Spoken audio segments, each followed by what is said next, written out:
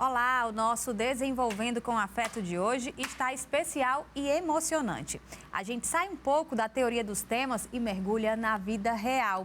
Uma história inspiradora, de superação, descobertas e, claro, um amor que só cresce. A gente recebe aqui no estúdio a Marcela, que é escritora, policial e principalmente mãe da Melina, que é o motivo principal do nosso encontro de hoje, né?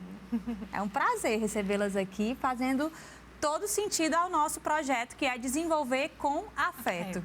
Eu agradeço muito a presença de vocês. Conta pra gente como foi que começou esse capítulo da sua vida, desde a descoberta, da gestação e os próximos passos. Bom, eu acho que como a grande maioria das mulheres, eu sonhava em ser mãe, né? Então eu casei e foi tudo muito programado, né? Eu sou muito, como é que se diz? Organizada. E aí eu planejei tudo, né? Vamos ter filho agora, vamos. Aí eu fui na médica, resolvi que teria. Com um mês eu já estava grávida, né? E curti a gestação inteira, né?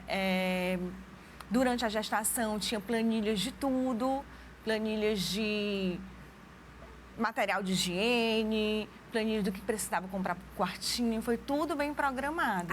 Aquela lista do enxoval, né? Aquela lista de enxoval, e assim, eu me preocupava muito, assim, qual é a marca melhor da mamadeira, o que é que a gente vai precisar quando ela nascer, tem que estar tudo já preparado. E durante, né, essa gestação, em alguns exames que eu fiz, a gente teve alguns indícios de que a Melina poderia ser uma criança atípica, mas nada foi confirmado. Do mesmo jeito que a gente fazia exames que diria que ela poderia ter uma síndrome, alguma coisa, quando a gente fazia outro exame dizia que não, né? Então, a gente acabou indo para a gestação um pouco tranquilo.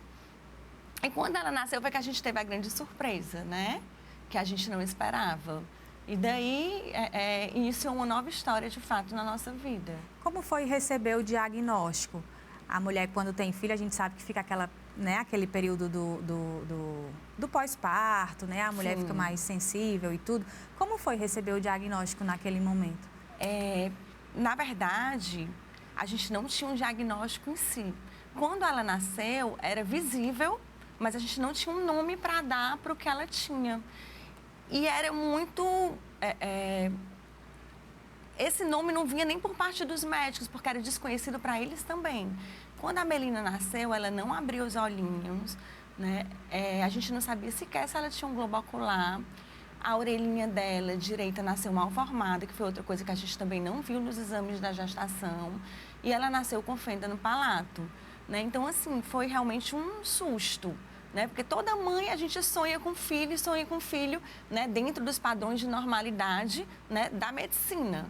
E quando ela nasceu, a gente realmente ficou sem saber o que estava acontecendo, sem saber por que ela era daquele jeito e o que é que ela tinha, né? Então, foi um início de uma longa caminhada que vai vindo até hoje. A gente já tem um nome, né? A Melina tem uma síndrome rara, muito rara, né? Aqui no Brasil, eu só tive contato com uma criança no interior de São Paulo. E é uma síndrome que também é desconhecida por parte dos médicos, né? Assim, tem pouco na literatura e são descobertas dia a dia. Ela foi abrir os olhinhos pela primeira vez já com 4 meses. Inclusive, tem um vídeo muito emocionante desse dia, não é? Tem. Vou até pedir para a gente inserir aqui e para os nossos telespectadores verem. Que foi a primeira vez que ela abriu os olhinhos dela. Foi. Se aposta, filha. Ei, Mel. Mel. Mel. Se aposta. Se aposta da tua cura, filha. Abre teu olhinho, abre. Olha pro mundo, meu amor. Olha. Se aposta, filha. Foi papai do céu, filha, que veio te ver hoje. Foi papai do céu que veio pegar em ti, que veio falar contigo, filha. Se aposta, meu amor. Foi, eu pude ver e é bastante marcante, assim, muito lindo. Então, assim, a gente não sabia de nada, então a gente foi percorrendo esse caminho sem saber como seria. A gente ia para médicos que diziam, essa criança não vai enxergar, é uma criança cega. E a gente ia para outros que também colocava em dúvida a questão da audição dela, né? Então, eu tinha ali recém-mãe de uma primeira filha, né? Que eu não sabia se enxergar, que eu não sabia se escutar, e tudo era muito novo para mim, né? Assim, eu nunca tinha tido contato com uma criança atípica, uma criança com deficiência, um contato próximo. Ela ficou hospitalizada depois que nasceu, não? Ela nasceu com um apigar muito bom, já foi para o quarto. Na verdade, eu que fui apagada no momento que ela nasceu, né? Porque eu comecei a ficar nervosa perguntando e eles também não sabiam para me responder. Então, eles me anestesiaram e depois me levaram para o quarto. Então, eu já fui pegar, né, realmente ter aquele contato mãe-filha mais próximo no quarto, né? Durante ali a sala de parto foi só o da fotinha. E aí foi quando a médica chegou já com uma lista de médicos que eu deveria visitar ao sair dali. Eu lembro que eu ainda pedi para a médica para ela me dar mais um dia ali no hospital. E eu dizia que era porque eu queria aprender a amamentar. E depois, já, assim, refletindo sobre isso, eu sei que não foi para aprender a amamentar, foi porque eu tinha medo de voltar para casa com uma criança fora de todos os padrões, de todas as expectativas, né? Então, assim, naquele início do nascimento da Melina, a gente que é mãe, que está vivendo uma coisa diferente, o que a gente pede para a nossa filha ser curada. Meu Deus, ela precisa enxergar, a Melina precisa escutar, ela precisa ser uma criança normal. Né? Mas, assim, com o tempo, e hoje eu tenho já, assim, depois de muitas reflexões, depois de tudo que ela já me ensinou, porque a gente acha que como pai, nós que vamos ensinar os filhos, mas, assim, no meu caso, eu vi que foi bem ao contrário. Eu vi que eu fui a curada, né? Nesse sentido, porque eu não conhecia, não lidava com nada que era diferente, né? E hoje em dia eu já tenho essa compreensão que todos nós somos, né? E é importante também dessa história, quando eu estava estudando, né, para a nossa entrevista, e a gente também chegou a conversar, é que a vida, a gente programa tudo. Sim. Achando que tudo está nas nossas mãos. Mas depois a gente vê que a única certeza, quando um filho nasce, é do amor incondicional. É a única. Sim. Certeza que a gente vai ter. E aí a gente percebe que a gente se preocupa com tanta coisa. Exatamente. Quando, na verdade, aquilo não quer dizer nada diante daquele sentimento. Exatamente. Que eu, falando da minha experiência, é uma mistura de amor, medo de errar, né? A gente fica naqueles primeiros dias com tanto medo de. Sim. Errar e de... Mas quando, na verdade, depois que o tempo passa e a gente absorve o papel, abraça a. Sim. Missão, é algo transformador, não é? E aí, falando um pouco sobre isso, eu lembro que nesse preparar, né, para a vinda da Melina, as minhas preocupações, eu fiz inúmeros cursos, né? A gente tem curso de primeiros socorros, curso de amamentação, curso de dar o primeiro banho, tem tudo. E aí eu dizia assim, amor, a única coisa que eu não vou conseguir fazer é limpar o umbigo, essa parte é tua. E aí eu lembro que quando a Melina nasceu, eu nem estava pensando nisso, tudo foi tão pequeno diante do que a gente estava vivendo, né? Que foi banho, foi umbigo, foi tudo, a gente acaba tirando de letra, porque há algo bem maior por trás, né, que a gente precisou viver. Eu lembro que a primeira vez, assim, como ela tinha fenda no palato, às vezes a gente dava o leite e o leite retornava. E a primeira vez que ele retornou pelo narizinho dela, né, a gente já tinha arrumado ela, tinha dado banho, e aí a gente ia para o médico, um dos médicos milhares que a gente foi nesse início. E ela colocou o leite todo para fora através do narizinho. Eu nunca tinha visto aquilo, eu nunca tinha deparado com aquilo. Assim, recém-mãe, né? Já vinha me preparando para a amamentação, né? Para o choro, para a cólica, mas nunca para um leite jorrado no nariz, um engasgo, né? Dessa forma. E aconteceu, né? Então, eu lembro que eu peguei, coloquei a Melina no berço e me desesperei. Eu disse assim, meu Deus, eu não quero viver isso, né? Ninguém nunca quer viver uma maternidade assim tão desafiadora, né? E eu me peguei naquela situação ali. Só que quando eu olhei para o relógio, estava atrasado para o médico. Eu disse assim, não, mas eu tenho que viver, né? Então, eu peguei ela de volta no colo e a gente foi. Eu fui durante o caminho, fui pedindo desculpa e agradecendo ao mesmo tempo, né, pela minha filha, né, da forma como ela foi, né, como ela chegou a mim. E hoje em dia, eu olho para a Melina e vejo que não precisa ser diferente. Né? Assim, que realmente existe a pessoa que é magra, baixo, alto, o gordo, né? A pessoa negra, a pessoa branca. E existe a Melina, que tem a deficiência visual e auditiva. A gente fala em padrão, você falou várias vezes essa questão de quando a gente está esperando um bebê, a gente quer que o nosso filho siga aquele padrão, quando, na verdade, nenhum padrão, eu diria assim, nenhum padrão existe, porque a gente fala assim, que seja igual. Na verdade, todo mundo é diferente, exatamente, não é? E isso é a beleza da vida. Quando a gente descobre isso, quando a gente aceita. Eu vi também que você falou dessa questão do que mudou em você. Sim. Em você, no seu esposo, né? Com a chegada dela. Essa questão da descoberta do que realmente importa, do que realmente tem valor, sim, de que a gente programa tudo, mas, na verdade, a gente não pode decidir nada sobre o futuro, né? A gente realmente não tem esse controle da vida, né? E até as pessoas que entendem muito de signo, eu não sou muito ligada, mas assim, eu sou virginiana com ascendente virgem, é tudo bem rotulada. Nasci no dia 9/9, então assim, eu cresci com um pouco desse rótulo, né? De A organizada, da certinha, A cri-cri. E, de fato, eu carrego muito disso comigo. E quando a Melina nasceu, eu tive que desligar do controle, porque eu não tinha mais, eu não sabia mais de nada.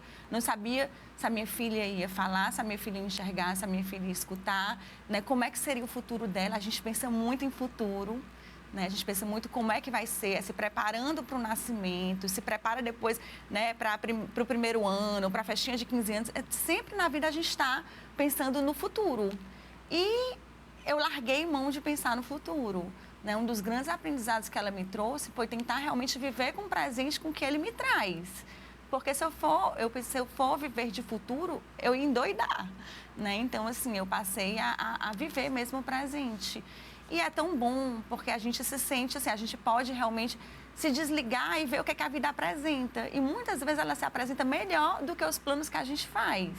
Né? Que é isso que eu vi na Melina. Eu acho que se eu não tivesse tido a Melina na minha vida, talvez eu tivesse continuado na mesmice. Né? E com ela, hoje eu sou uma outra pessoa. Assim, eu digo até espiritualmente, né? Nas minhas buscas, nas minhas reflexões. Lógico que sempre a gente tem que melhorar, que aprender, mas assim, hoje eu busco muito isso. E antes eu poderia não ter aqui uma criança típica e estar vivendo aquela rotina normal de mãe e filha, né? Ter os meus aprendizados, mas assim, eu acho que não seria o que me levou com a Melina. Eu tenho uma colega, você falou, e eu lembrei, que ela é da área da saúde.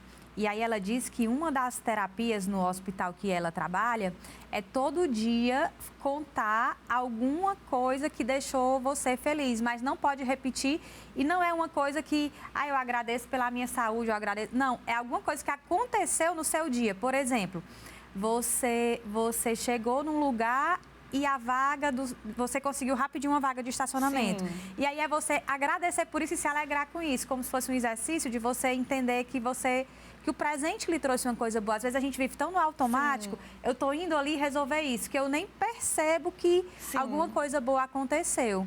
E aí essas pequenas, que às vezes a gente considera, essas pequenas coisas acabam se formando numa alegria de viver, né? Sim.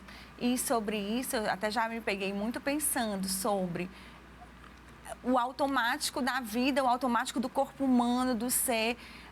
Eu nunca parei para pensar, por exemplo, como já foi importante para mim, minha filha, abrir os olhos. Coisa que a criança nasce, abre os olhos e você vive e você nunca para pensar sobre aquilo. Né? Então, assim, eu desejei tanto que ela simplesmente só abrisse os olhos, né? Assim, e quando ela abriu, foi um momento de se comemorar. Né? Uma coisa que acontece no automático para tantas pessoas. E a gente levando isso mesmo para o desenvolvimento da criança, o engatear, o aceitar fazer um pitó no cabelo. Tudo isso, com a gente, foi algo que teve luta para ser alcançado. Não foi uma coisa que aconteceu com naturalidade. A criança hoje aprende a falar ouvindo, né, vendo as outras crianças falando. A Melina, ela está aprendendo a falar na base de terapias, né, da gente em casa estimulando, do afeto, né? Então, assim, tudo vem um pouco mais, né, com mais desafios. Então, a gente acaba comemorando mais também. Agora, um ganho também, desculpa interromper, é que você se descobriu escritora nesse período, né? Sim, e foi uma descoberta engraçada, assim, eu sempre gostei muito de escrever, né? Mas, assim, nunca pensei que iria escrever um livro. E aí, eu tinha muita dificuldade de falar sobre o que eu estava sentindo, principalmente naquele primeiro ano com ela. Imagina, a gente chegar em casa e começar as ligações das pessoas querendo visitar a sua filha. E eu vivendo aquilo tudo muito diferente, né? Ligando familiares de outros estados. E aí, como é que é a Melina, como é que ela tá? Manda foto. O que é que aconteceu? Por que não abre os olhos? E eu não sabia responder nada daquilo. Essa pressão também, geralmente, no primeiro filho, né? Essa pressão também é um pouco... eu acho que isso também devia ser esclarecido para as pessoas que vão visitar, né, os bebês e tudo, não ficar... São sempre muitos questionamentos, muitas expectativas. E cobrança, né? O bebê mal nasceu e já é aquela, quando isso, quando aquilo. Sim. E aí eu me vi diante de todos aqueles questionamentos que eu não sabia responder. E eu acho que eu me fechei muito e comecei a escrever o que eu não sabia, o que eu queria falar, mas não conseguia escrever, e aí surgiu o livro, né? Eu lembro que eu comecei a escrever, não foi nem... Às vezes eu escrevia no Instagram, né? Eu escrevi o que tinha acontecido, uma consulta que eu tinha ido, e um Instagram privado ali só com algumas pessoas da família, que eles viam e já, né, sabiam do que tinha acontecido, mas a gente não estava falando no telefone, eles liam ali.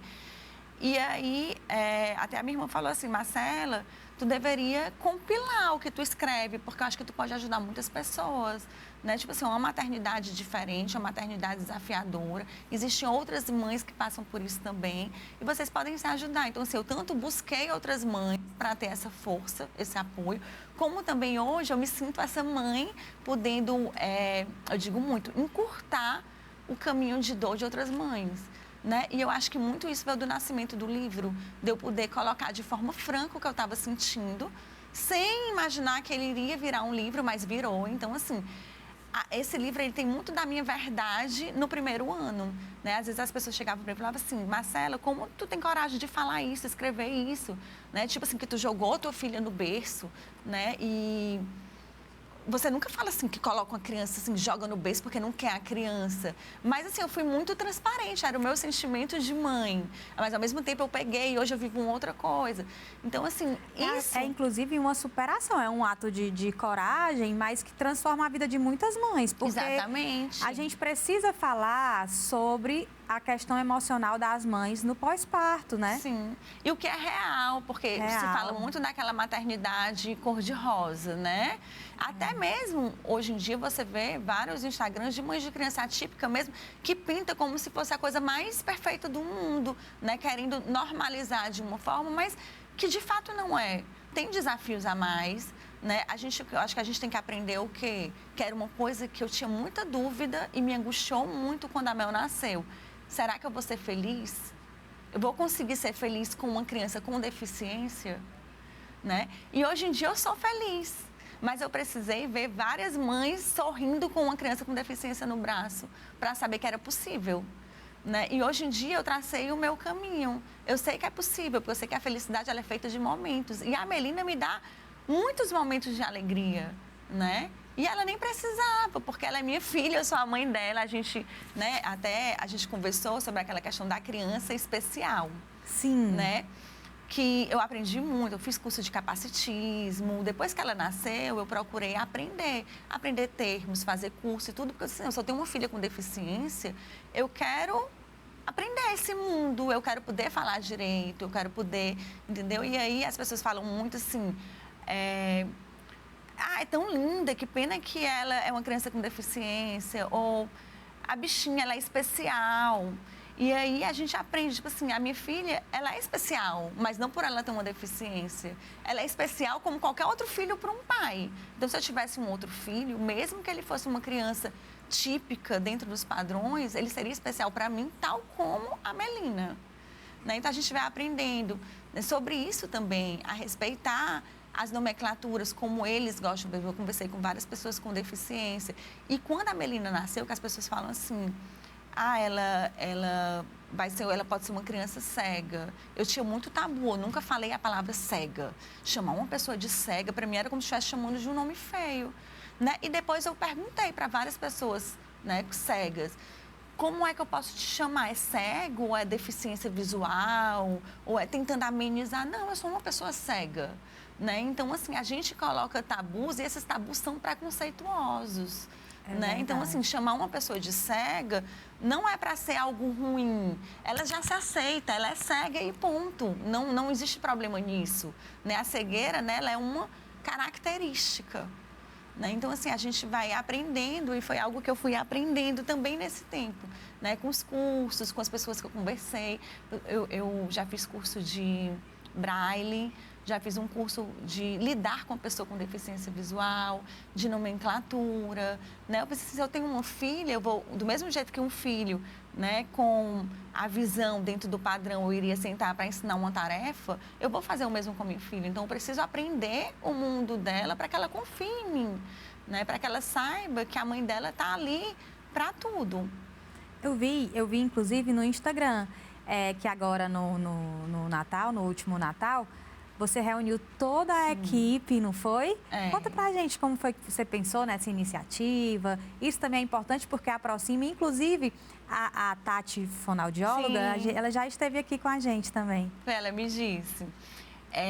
A Melina, hoje em dia, ela é cercada de muitos médicos, muitos terapeutas, né? Alguns dos quais a gente tá desde 17 dias de vida dela começaram as terapias. Então, assim, muitos se tornaram de dentro da minha casa, inclusive, né? E, assim, eu tenho um sentimento muito grande de gratidão, né, por eles, né, por muitas pessoas, assim, como eu digo muito, é uma maternidade desafiadora, mas aparecem tantas pessoas boas ao nosso lado que ajuda a gente a seguir esse caminho, que está ali, assim, para o que deve é. E as terapeutas dela e muitos dos médicos são essas pessoas, né? Então, assim, todo final do ano já é a segunda vez que eu faço. Ela tem 3 anos. A gente fez no início lá, no primeiro ano dela, quando ainda não estava, assim, forte na pandemia. E a gente fez agora, quando estava amenizando, né? Então, assim, eu convidei todos os terapeutas para minha casa. A gente faz uma reunião, às vezes, alguma é de uma clínica, outra é de outra. Então, tem essa interação deles também, né? Em torno ali dela. E, para mim, é a minha forma de demonstrar gratidão por cada semente que eles plantam no desenvolvimento da Melina, né? Porque eu vejo carinho, eu vejo o afeto com que eles fazem e realmente eu tenho esse sentimento. Então, a gente se junta todo final do ano para poder a gente comemorar e eu faço uma festinha de Natal para eles. Aí, no caso, hoje, você vendo a Melina, eu ia falar também sobre o significado do nome. Teve alguma relação, Melina? O nome da minha irmã é Melissa. E a minha irmã é a madrinha dela, né? É a pessoa, assim, que mais esteve do meu lado. Eu diria minha irmã e minha mãe. A gente é muito ligada, as 3. E aí, Melina foi um pouco de uma homenagem para ela. Já era um nome que ia ser da Melina antes mesmo dela pensar em existir no mundo.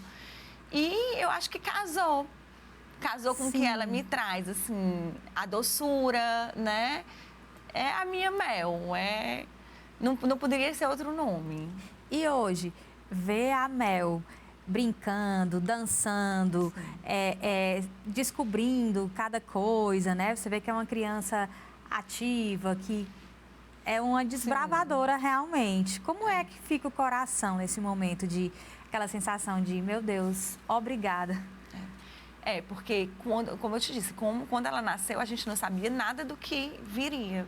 E a gente aprendeu a viver assim, sem grandes expectativas, né? Dando para ela tudo que era necessário, né? Mas sem ter tantas expectativas, porque a Melina seria a Melina do jeito que ela quisesse ser, sem que a gente obrigasse ela a ser normal, né? Ela seria a Melina.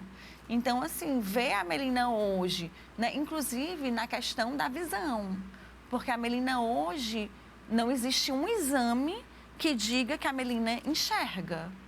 Não existe. A gente já fez exame sedado, a gente já foi para São Paulo, né? E a Melina enxerga.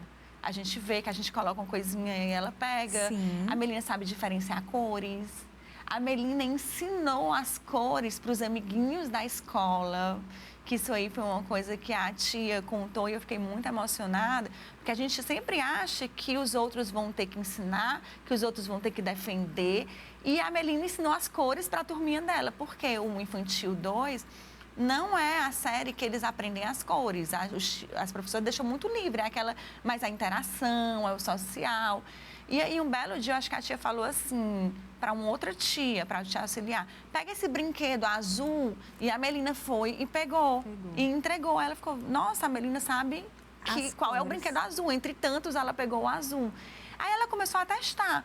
E o verde? E a Melina ia no verde. E o amarelo? E ela ia no amarelo. Gente, a Melina sabe as cores. E os outros começaram a querer aprender as cores também. Então, assim, Olha quase só. todos saíram, né, da turminha aprendendo as cores por conta da Melina. Então, assim, ver isso acontecer, uma criança que eu não sabia se ia andar, porque assim, a síndrome dela é uma síndrome desconhecida. A gente não sabia como é que seria o cognitivo da Melina. Então, ver ela se desenvolvendo dessa forma, ver ela bem, ver ela feliz, que é o principal, né? Enche nossos corações. Às vezes a gente fica bobo, assim, olhando tudo, e eu olho pro meu marido assim, meu Deus, há um tempo atrás a gente sequer imaginava que a gente estaria aqui, né? Então, foi o que eu falei, assim, também dos planos de Deus. A gente, quando cria expectativa e faz os nossos sonhos, às vezes a gente não imagina que eles vão ser tão perfeitos como quando Deus realiza, sem a gente pensar tanto. Sem a gente planejar tanto, quando a gente realmente entrega nas mãos de Deus. É. E do livro, tem algum conto que você pode destacar, que foi mais marcante, que foi mais... Deixa eu pegar aqui algum aleatório para... Na verdade, eu diria que, como eu disse, assim, o diferencial que eu acho muito desse livro é porque ele foi escrito durante os acontecimentos. Não é aquela coisa que a gente pensa para trás e coloca no papel. Sem falar que eu penso como escritora também. Quando você escreve no momento do acontecimento, você coloca muito sentimento. Sim. Que realmente é o que você está sentindo naquele momento, né? E eu vou te dizer mais. Às vezes, quando eu preciso de força, eu leio como se fosse escrito por uma outra pessoa. Porque hoje em dia, muitas vezes, quando eu me sinto fraca, eu não sou essa Marcela do começo que tinha essa fé, que tinha essa força. Então, às vezes, eu busco força em mim na Marcela que estava ali.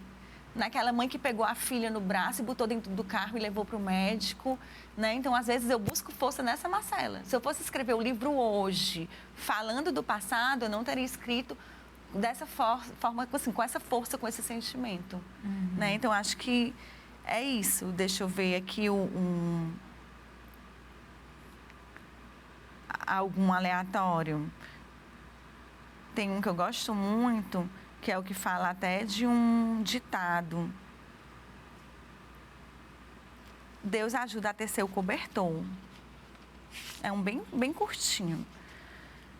Tem um ditado, né? Deus dá frio conforme o cobertor. Não, para mim seria Deus dá frio e vai ajudando a tecer o cobertor.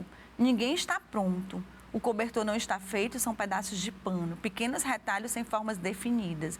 Deus dá uma missão e ao lado dele o caminho vai sendo construído. É assim, a missão é árdua, mas nas mãos de Deus estão lá toda a condução.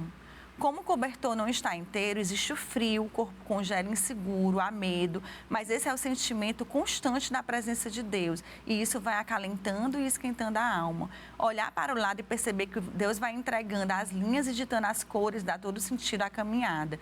E aí, quando percebo, parte do caminho já foi percorrido. E embora ainda curto, nossas mãos ganham forças para produzir mais e mais. É mais pano, mais linha, mais suor. E Deus sempre ali fortalecendo. Vamos orando por mais forças e pela presença da fé constante. O caminho vai se abrindo, as bênçãos vão chegando e o cobertor vai ganhando contornos. Ninguém nasce pronto, a missão chega pronta, mas o percurso não. A gente percorre com a ajuda da fé. Sem fé, não conseguiríamos sequer colocar a linha na agulha. E assim vamos caminhando, tecendo com a ajuda do nosso Pai, o nosso cobertor. Que lindo! Parabéns! Obrigada. O nosso tempo, infelizmente, está acabando. Por mim, eu ficaria aqui muito mais, porque essa história é muito interessante como mãe, para ajudar outras pessoas. Sim. Isso é importante. Muito obrigada pela sua presença. Eu que agradeço por estar aqui com vocês nesse projeto tão lindo. Obrigada. Eu espero por você no nosso próximo encontro. Até lá!